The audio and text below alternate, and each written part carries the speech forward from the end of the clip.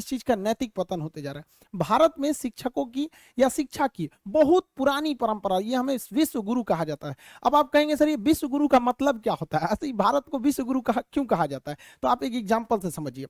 हमारे तत्कालीन राष्ट्रपति उस समय के 94 में डॉक्टर शंकर दयाल शर्मा थे। 1994 में डॉक्टर शंकर दयाल शर्मा भारत से आधिकारिक दौरा पर ओमान गए।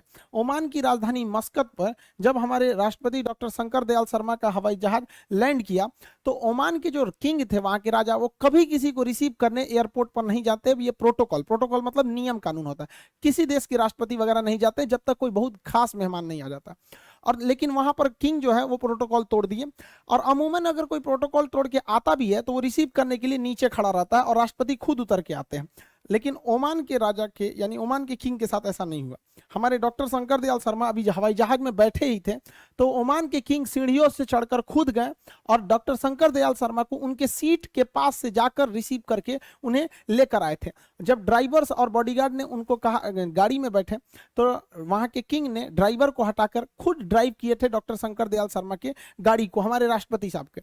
और उन्हें इतना इज्जत दिया गया था जो इससे पहले ओमान में किसी विदेशी गणमान्य को ऐसी इज्जत नहीं मिली थी। जब मीडिया वालों ने उनसे पूछा कि आखिर शंकर दयाल शर्मा में ऐसा क्या खास है जो आपने इतने सारे प्रोटोकॉल्स तोड़ दिए, आज तक किसी राजा या किसी देश के प्रधानमंत्री राष्ट्रपति को इज्जत नहीं मिली, तो ओमान के किंग ने कहा कि जब मैं स्टूडेंट था और भारत में पढ़ाई कर रहा था तो उस समय पुणे में जब उनकी पढ़ाई चल रही थी ओमान के किंग के, तो डॉक्टर शंकर दयाल शर्मा वहां पे उनके शिक्षक थे, वो वहां पे प्रोफेसर थे। तो उनका कहना था मैंने किसी राष्ट्रपति या प्रधानमंत्री को वो इज्जत नहीं दिया, बल्कि मैंने अपने गुरु को ये सम्मान दिया, उन गुरु के लिए मैंने इतने सारे प्रोटोकॉल तोड़े। इसलिए भारत को विश्व गुरु कहा जाता था।